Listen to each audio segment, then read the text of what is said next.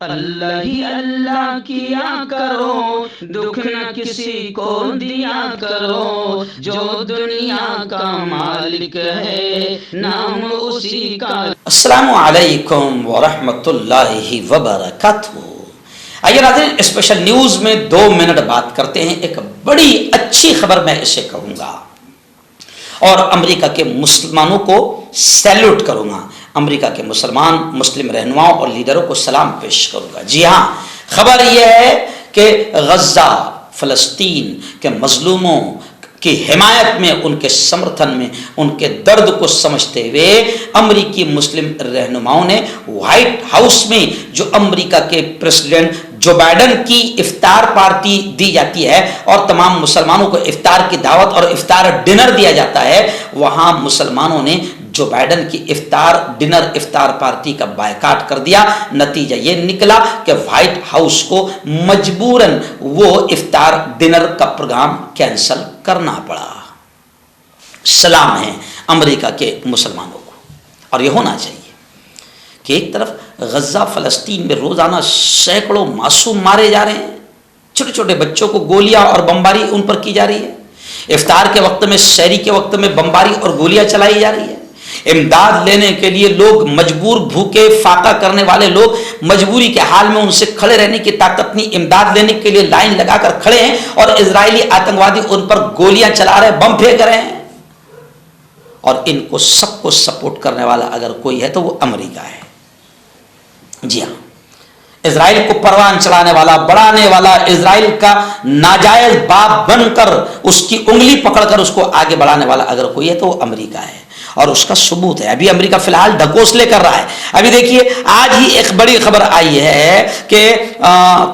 White house کے قومی سلامتی کے ترجمان جان کربی نے ایک دم بے شرمی اور بے غیرتی کا بیان دیتے ہوئے یہ کہا ہے کہ غزہ میں، فلسطین میں عالمی انسانی قوانین کی خلاف ورزی کے اب تک کوئی شواہد نہیں ملے، کوئی ثبوت نہیں ملے۔ یعنی یہ بے شرم کہہ رہا ہے، وائٹ ہاؤس کا قومی سلامتی کا ترجمان یہ بے شرم جان کربی کہہ رہا ہے کہ غزہ میں اسرائیل نے کوئی انسانی قوانین کی خلاف ورزی کی ہی نہیں۔ ارے کتوں کی اولادوں، 13,000 معصوم بچے شہید ہو گئے،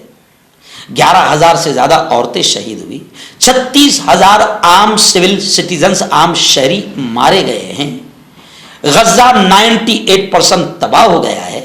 ہاسپٹل، اسکولیں، بازار، رہائشی عمارتیں سب ختم ہو گئی ہے، اور پھر بھی یہ کتے کہہ رہے ہیں کہ اسرائیل نے کوئی ایسی عالمی انسانی قوانین کی خلاف ورزی کی ہی نہیں۔ تو آپ سمجھ سکتے ہیں کہ اصل مجرم تو امریکہ ہے،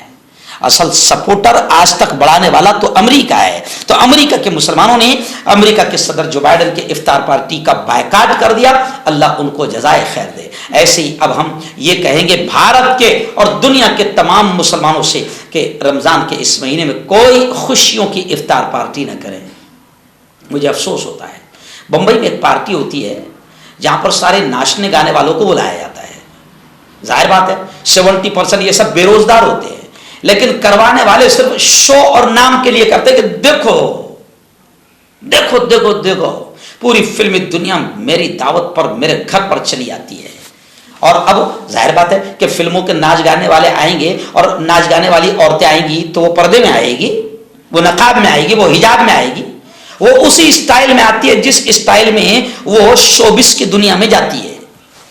وہی ڈریس، وہی بے حجابی، وہی ننگا پن۔ تو وہ افطار پارٹی اللہ کو راضی کرنے کے بجائے اللہ کے غضب اور غصے کا ذریعہ بن جاتی ہے، اور اس میں کئی مسلمان باقاعدہ شرکت کرتے ہیں۔ چلو خیر، وہ تو ایک پارٹی کی بات ہو گئی، لیکن اس سال ہم آپ سے اپیل کرتے ہیں کہ کوئی بھی مسلمان کسی بھی طرح کی ایسی خوشیوں والی پارٹی نہ منائیں، کیونکہ ابھی اس وقت غزہ اور فلسطین کے مسلمانوں کا درد اگر ہمیں محسوس نہیں ہو رہا ہے تو یقیناً ہمارے ایمان کا بھی خطرہ ہے۔ اللہ ہمارے روزے، ہماری تراویح، ہماری ساری عبادتوں کو ہمارے منہ پر پھینک کر مار دے گا۔ فلسطین کے درد کو سمجھو اور کم از کم خوشیاں نہ مناؤ اور ان کے لیے دعائیں کرو۔